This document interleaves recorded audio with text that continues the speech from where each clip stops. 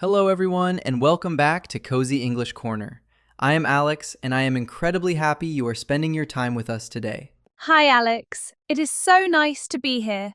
I have my coffee ready, and I am looking forward to this. I am glad to hear that. I have my coffee too, which is essential today. Looking out the studio window here in Columbus, the weather is doing that classic Ohio thing where it cannot decide between a bright spring morning and a random snowstorm. It really is. I walked out of my apartment in German Village this morning wearing a heavy coat, and by the time I got here, I was carrying it over my arm. That is life in the Midwest for you. Maya, you are a freelance graphic designer. You moved here recently, right? How are you handling the pace of things? I am managing.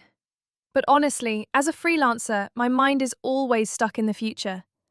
I am constantly thinking about next week, next month, and the next invoice. That actually leads us perfectly to what we are talking about today. We are looking at two ways to talk about the future in English. I will do and I will be doing. Oh, the future tense. I remember staring at grammar books trying to memorize the difference, but in real conversation, they just blur together. That happens to almost everyone. But today, we are throwing away the grammar charts.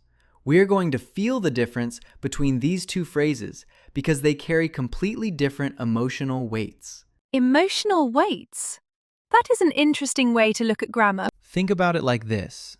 Maya, when you wake up and look at your huge list of design projects and you tell yourself, I will finish this website today, how does that feel in your chest? It feels heavy.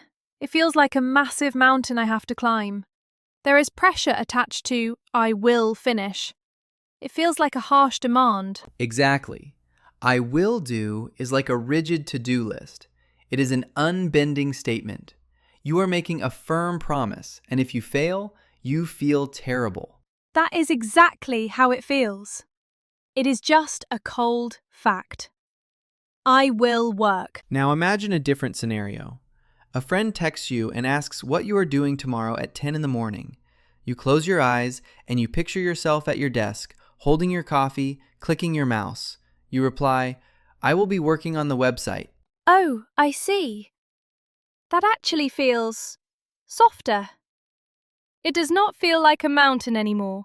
It just feels like a scene from my day. Yes, I will do is a list. I will be doing is a movie. You are stepping into the frame and simply experiencing the moment.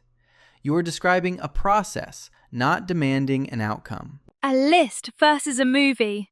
That is brilliant. When I say I will be designing, I am not worried about the finished product. I am just talking about where my body and mind will be at that time. Precisely. And this is not just grammar. There is actual science behind why it feels different to your brain. Have you ever heard of episodic future thinking? I cannot say I have. Is it a psychology term? It is. Neurologists have found that when we mentally simulate a future event in progress, creating a vivid mental picture, it actively lowers anxiety. It is much less stressful for the brain to imagine being in the flow than facing a rigid, distant goal. That makes so much sense. Sometimes the financial insecurity of freelancing keeps me awake at night. I stare at the ceiling and think, I will pay off my credit card debt. And it feels impossible. Because I will pay off the debt is a heavy burden. It demands completion. But what if you change the grammar? What if you say, next month, I will be working toward clearing that debt? Wow. I will be working toward it. It feels like I am giving myself grace. I am allowing myself to be in the process rather than demanding instant success. That is the power of I will be doing. It gives you grace. It focuses on the action, the living moment, rather than just the final result. I never thought learning a verb tense could feel like a therapy session. Language shapes how we see the world and how we treat ourselves. So let us practice this practically. Imagine you are walking down High Street here in Columbus. It is a busy Friday evening. Okay, I can picture it. The restaurants are full, the street lights are coming on. Your phone rings. It is your mother. She asks, what will you do this weekend? You have a simple plan to clean your apartment. What do you say? I would just say, I will clean my apartment. Exactly. Just a clear, factual plan. But what if she asks, Maya, I want to call you on Saturday at 2 in the afternoon. What will you be doing then? Then I would say, I will be cleaning the apartment, because at 2 p.m. I am already in the middle of it. The vacuum is running, there are cleaning supplies everywhere. Perfect. The specific time, 2 in the afternoon, is your signal. When you hear a specific time in the future, you put yourself inside that moment. So, if a client asks when a design will be ready, I say, I will finish it on Tuesday. But if they ask what I am doing on Monday morning, I say, I will be working on your design. You have mastered the logic. But there is another layer to this, and it has to do with politeness and social tone, especially in Midwestern culture. Oh, people here are incredibly polite. Sometimes I feel like I am too direct when I speak. That is exactly where I will be doing becomes a wonderful social tool. Imagine you receive an invitation to a neighbor's dinner party. You want to accept. You could say, I will come. But I will come sounds a bit stiff, doesn't it? Like a formal announcement. Exactly. It is a bit sharp. But if you reply, I will be coming, or with a contraction, I'll be coming, it instantly sounds much warmer. It sounds gentle. I hear the difference. I will come sounds like a command to myself. I will be coming sounds like I am happily sliding into their plans. Yes, sliding into their plans is a beautiful way to describe it. It makes the listener feel relaxed. Let us try a workplace example. Your client asks, can you join the video call tomorrow? If I say, I will join, it feels very serious. But if I say, I'll be joining, it feels friendly, professional, and effortless. You nailed it. That is the secret. The continuous form takes the pressure off. It is a soft cushion for your English conversations. I am definitely going to use this with my clients. Sometimes I worry they think I am annoyed when my emails are too short and direct. It will change the tone of your emails immediately. Now, we need to address some common mistakes, because learning a language is also about knowing where the traps are. I am ready. I make mistakes all the time. It is the only way I learn. That is the perfect mindset. Here is a situation. You drop your pen and someone helps you pick it up. You want to thank them and say you will help them in return someday. You say, I will be helping you next time. Noticing the error. Wait, that sounds strange. It is a sudden reaction. It feels too planned out. Exactly. We do not use will be doing for sudden decisions or spontaneous promises. For a quick reaction, you just say, I will help you. That makes sense. If it is happening fast in the moment, keep it simple. I will do it. Yes, keep it simple. Another trap is forgetting the ing. I hear learners say, tomorrow at noon, I will be eat lunch. Ooh, that hurts the ears a little. It must always be will be eating, right? Always. Will plus be plus the verb with ing. No exceptions. I will be eating. I will be driving. I will be resting. Got it. Honestly, it is comforting to know there are no hidden exceptions for that rule. English usually has so many exceptions. I know, English can be a deeply frustrating language. That is why we focus on feeling the language rather than just analyzing it. Let us do a longer scenario together to lock this feeling in. I am ready. Let us paint a picture. It is a Saturday in the fall. You are living in Columbus, which means it is game day. The Ohio State Buckeyes are playing, and the traffic around the stadium is absolute madness. I have experienced this. The sea of red shirts everywhere.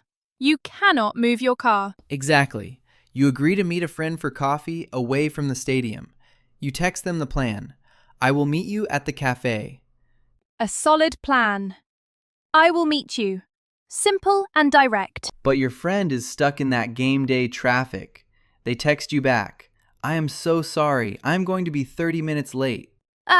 So now I need to tell them it is okay and tell them what I will be doing while they are stuck. Yes. How do you reply to them? You want to sound calm so they do not panic in their car. I would reply, take your time. I will be sitting inside, reading my book. That is flawless. Compare that to saying, I will read my book. That sounds cold. But I will be sitting inside, reading, tells them I am comfortable. The process has started. Do not stress. It is amazing how adding those 3 little letters, ing, totally changes the relationship in that moment. It removes the guilt for the other person. Language is deeply tied to how we care for each other. Let us shift back to your life, Maya.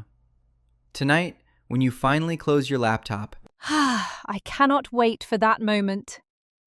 The glow of the screen goes dark. someone asks, "What will you do tonight?" You say, I will relax.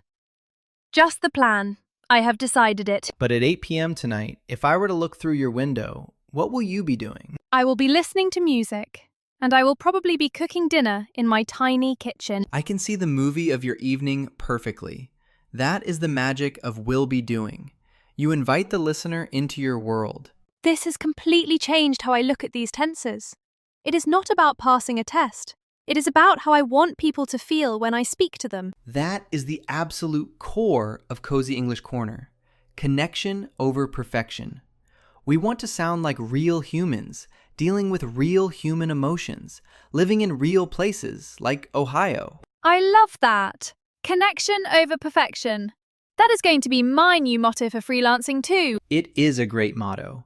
Before we finish, let us review the rules briefly so everyone listening can lock this into their memory. All right, rule 1. I will do is like a rigid list. It is a firm plan or a quick reaction. Rule 2. I will be doing is like a movie. You use it when you mention a specific time in the future, and you imagine yourself already inside the action. And rule 3. Use I will be doing when you want to sound softer, more polite, or less demanding. It takes the heavy pressure off. Perfectly summarized, Maya. To our listeners, your task today is simple. Do not just think about this grammar, actually speak it out loud. Answer this question. What will you be doing exactly 24 hours from now? Close your eyes, see the movie, and say the sentence out loud. It feels completely different when you hear your own voice say it. Thank you so much for joining me today, Maya. This was a wonderful conversation, and I think you helped a lot of people feel less anxious about English. Thank you for having me, Alex. I will be using this every single day now. I see what you did there. Beautifully done. To everyone listening, if this calm, thoughtful style of learning helps you, please like the episode and subscribe. It is how we know we are on the right path. We will be waiting for you in the next episode.